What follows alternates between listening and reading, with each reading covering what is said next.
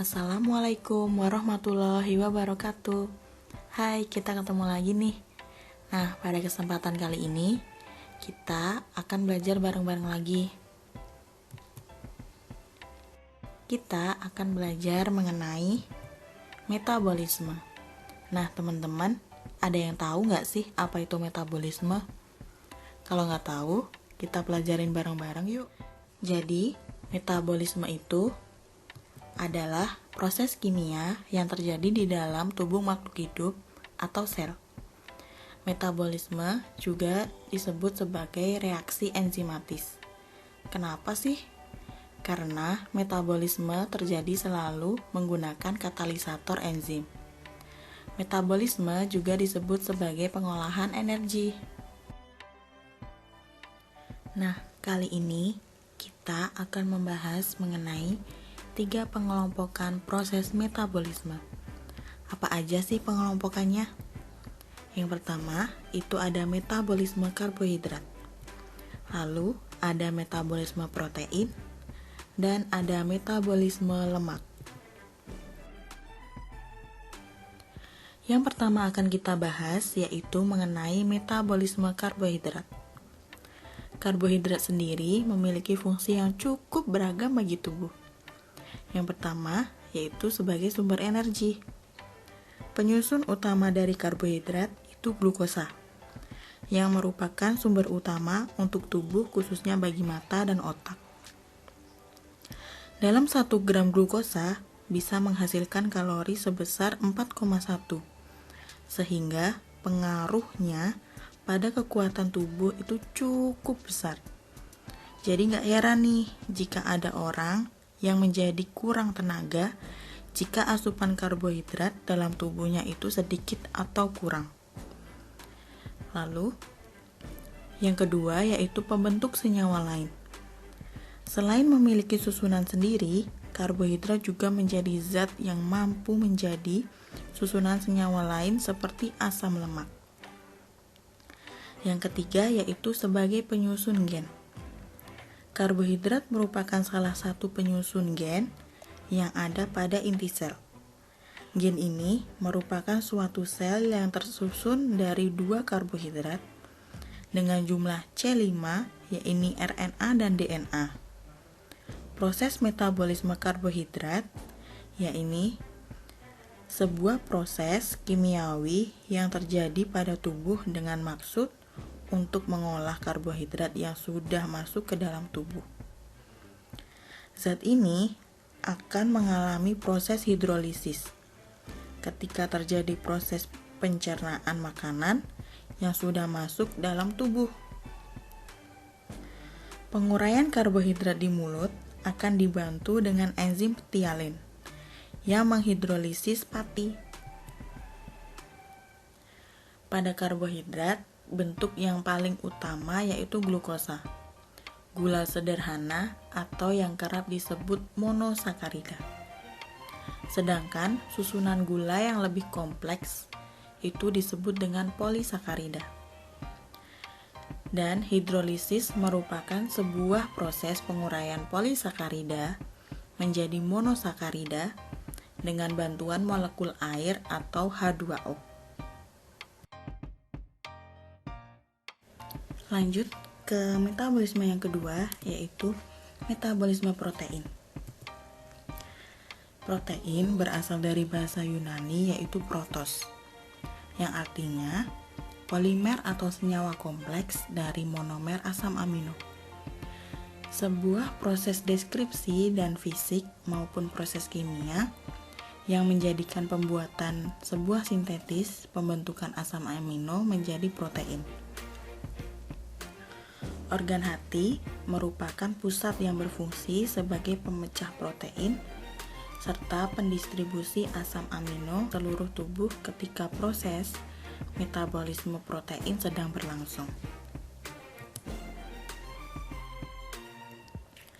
Metabolisme yang ketiga yaitu metabolisme lemak. Lemak ini dimanfaatkan oleh organisme seluler serta mempunyai hubungan dengan asam lemak lain. Lemak merupakan sumber energi yang kerap disebut trigliserida dan merupakan sumber energi lain selain karbohidrat. Lemak adalah sebuah proses kimiawi yang di dalamnya ada proses katabolik dan proses anabolik dengan hasil energi.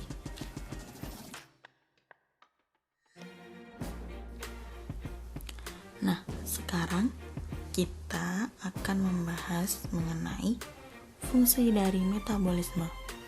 Apa aja sih fungsinya itu? Yang pertama, sebagai penghasil energi. Yang kedua, metabolisme juga bisa sebagai pengganti sel atau jaringan yang rusak.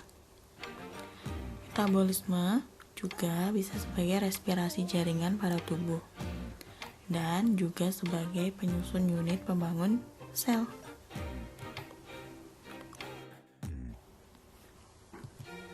Lalu, kita masuk ke macam-macam metabolisme. Ada apa aja sih? Yaitu ada katabolisme dan anabolisme. Kita uraiin satu-satu yuk. Yang pertama, ada katabolisme. Katabolisme adalah reaksi oksidasi yang memakai energi bebas dan tentunya dengan bantuan enzim. Katabolisme ini adalah proses penguraian atau pemecahan senyawa organik kompleks menjadi senyawa yang lebih sederhana. Pada proses katabolisme, terjadi pelepasan energi yang merupakan hasil dari pemecahan senyawa organik kompleks tersebut. Oke, kita akan membahas mengenai keempat tahapan dari respirasi aerob. Tahap yang pertama yaitu glikolisis. Glikolisis ini bertempat di sitoplasma. Bahan yang digunakan dalam glikolisis yaitu glukosa. Terdapat 10 langkah atau alur dari glikolisis. Tahap yang pertama, glukosa akan diubah menjadi glukosa 6-fosfat oleh enzim heksokinase. Tahap ini itu membutuhkan energi dari ATP. ATP yang telah melepaskan energi yang disimpannya akan berubah menjadi ADP. Tahap yang kedua, glukosa 6-fosfat akan diubah menjadi fruktosa 6-fosfat yang dikatalisis oleh enzim fosfoheksosa isomerase. Yang ketiga, fruktosa 6-fosfat akan diubah menjadi fruktosa 1,6-bifosfat. Reaksi ini itu dikatalisis oleh enzim fosfofruktokinase. Dalam reaksi ini membutuhkan energi dari ATP. Yang keempat, fruktosa 1,6-bifosfat akan dipecah menjadi gliseraldehida 3-fosfat dan dihidroksi aseton fosfat. Reaksi ini dikatalisis oleh enzim aldolase. Tahap yang kelima yaitu 1 molekul dihidroksi aseton fosfat yang terbentuk akan diubah menjadi gliseraldehida 3-fosfat oleh enzim triosa fosfat isomerase. Enzim ini bekerja bolak-balik, yaitu dapat pula mengubah gliseraldehida 3-fosfat menjadi hidroksi aseton fosfat. Tahap yang keenam, gliseraldehida 3-fosfat kemudian akan diubah menjadi 1,3-bifosfogliserat oleh enzim gliseraldehida 3-fosfat dehidrogenase. Pada reaksi ini akan terbentuk NADH. Tahapan yang ketujuh, kemudian 1,3-bifosfogliserat akan diubah menjadi 3-fosfogliserat oleh enzim fosfoglisierat kinase. Pada reaksi ini akan dilepaskan energi, yaitu dalam bentuk ATP. Yang kedelapan, 3 fosfoglisierat akan diubah menjadi 2 fosfoglisierat oleh enzim fosfoglisierat mutase. Tahap yang ke-9, 2 fosfoglisierat akan diubah menjadi fosfoenol pirufat oleh enzim enolase. Dan tahapan yang terakhir, fosfoenol piruvat akan diubah menjadi pirufat yang dikatalisis oleh enzim pirufat kinase. Dalam tahap ini akan dihasilkan energi dalam bentuk ATP. Hasil akhir dari glikolisis yaitu 1 molekul asam pirufat yang dihasilkan memiliki 3 energi tersimpan kira-kira sebesar 546 kcal. Sedangkan energi yang tersimpan dalam 1 molekul glukosa sekitar 686 kcal. Sehingga energi yang tersimpan dalam 2 molekul asam pirufat lebih besar daripada 1 molekul glukosa sebagai bahan dasarnya, sehingga dihasilkan 2 NADH, 2 ATP, dan 2 asam pirufat. Tahapan yang kedua yaitu tahap dekarboksilasi oksidatif atau biasa disebut DO. DO ini tempatnya di matriks mitokondria. Bahannya 2 asam pirufat. Tahapan-tahapan dari DO yaitu yang pertama, gugus karboksilat akan lepas dari asam pirufat menjadi CO2. Yang kedua, sisa 2 atom karbon dari pirufat dalam bentuk CH3COO main akan mentransfer kelebihan elektronnya pada molekul NAD+, sehingga terbentuklah NADH. Dan molekul 2 atom karbon tersebut berubah menjadi asetat. Yang ketiga, pada akhir koenzim A atau CoA akan diikatkan pada asetat sehingga membentuk asetil koenzim A atau asetil CoA. Hasil dari DO ini yaitu 2 NADH, 2 CO2, dan 2 asetil CoA. Tahapan yang ketiga yaitu siklus Krebs.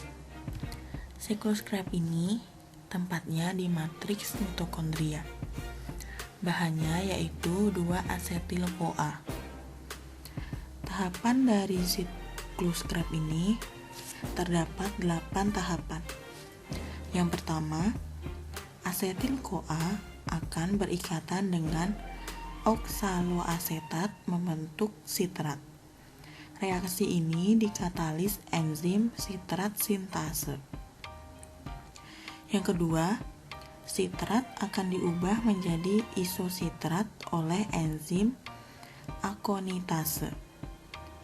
Yang ketiga, sositrat akan diubah menjadi alfa ketoglutarat oleh enzim isositrat dehidrogenase. Dalam reaksi ini dilepaskan molekul CO2 dan dihasilkan NADH. Yang keempat, alfa ketoglutarat akan diubah menjadi suksinil CoA oleh enzim alfa ketoglutarat dehidrogenase. Reaksi ini akan dilepaskan CO2 dan dihasilkan NADH. Yang kelima, suksinil CoA akan diubah menjadi suksinat oleh enzim suksinil CoA sintetase. Reaksi ini akan menghasilkan GTP dan kemudian dapat berubah menjadi ATP. Yang keenam, suksinat akan berubah menjadi fumarat oleh enzim suksinat dehidrogenase. Reaksi ini akan menghasilkan FADH2. Yang ketujuh, fumarat akan diubah menjadi malat oleh enzim fumarase. Dan yang terakhir, malat akan diubah menjadi oksaloasetat oleh enzim malat dehidrogenase. Tahapan ini juga dihasilkan NADH. Hasil dari siklus Krebs, satu molekul asetil-CoA yang masuk akan menghasilkan 1 ATP, 3 NADH, 1 FADH, dan 2 CO2.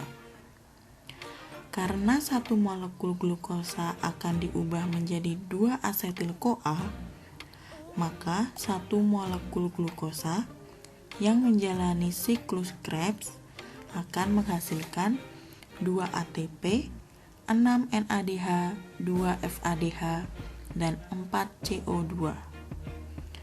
Molekul NADH dan FADH nantinya akan masuk transfer elektron untuk menghasilkan ATP. Satu molekul NADH akan diproses untuk menghasilkan 3 ATP. Sedangkan satu molekul FADH akan diproses menghasilkan 2 ATP. Tahapan yang terakhir yaitu sistem transport elektron atau biasa disebut STE. STE ini tempatnya di krista atau membran dalam mitokondria. Transport elektron ini adalah proses terakhir dari respirasi aerob, di mana inti dari proses ini adalah menghasilkan ATP dari NADH dan FADH yang dihasilkan dari glikolisis, DO, dan siklus Krebs. Dari glikolisis itu menghasilkan 2 NADH. Dari DO menghasilkan 2 NADH. Sedangkan dari siklus Krebs menghasilkan 6 NADH dan 2 FADH.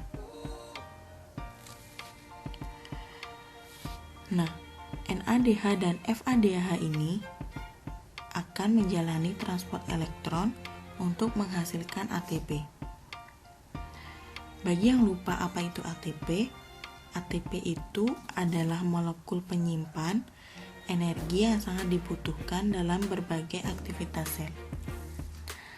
Sedangkan hasil dari STE ini yaitu 36 ATP dan H2O. Oke, kita sekarang akan membahas mengenai respirasi anaerob. Respirasi anaerob itu yaitu pemecahan molekul tanpa bantuan oksigen bebas yang terdiri dari fermentasi alkohol dan fermentasi laktat. Yang pertama, fermentasi alkohol. Bahan yang digunakan yaitu glukosa. Fermentasi alkohol ini diawali dengan proses glikolisis, yaitu pemecahan satu molekul glukosa menjadi 2 molekul asam pirufat. Pada proses glikolisis ini dibagi atau dihasilkan 2 ATP dan 2 NADH. Selanjutnya, asam pirufat diubah menjadi etanol dengan melalui 2 langkah reaksi, yaitu yang pertama adalah pembebasan CO2 dari asam pirufat 3 karbon yang kemudian diubah menjadi asetil dehida 2 karbon. Langkah kedua yaitu elektron dan ion hidrogen ditransfer dari NADH ke asetildehid membentuk NAD+, dan alkohol etanol.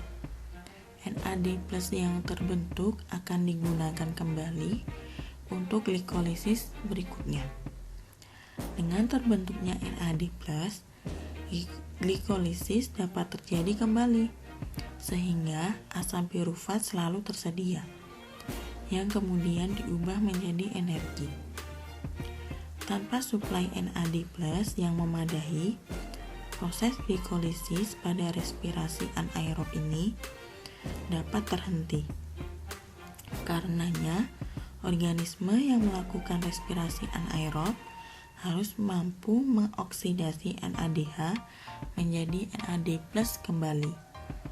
Hasil dari fermentasi alkohol ini yaitu 2 ATP, 2 etanol, dan 2 CO2.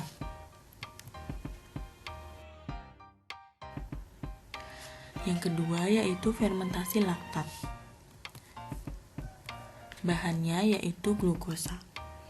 Fermentasi asam laktat diawali proses glikolisis yang mengkonversi glukosa menjadi 2 molekul asam pirufat dengan menghasilkan 2 ATP dan 2 NADH. NADH ini akan diubah kembali menjadi NAD+ saat pembentukan asam laktat dari asam pirufat.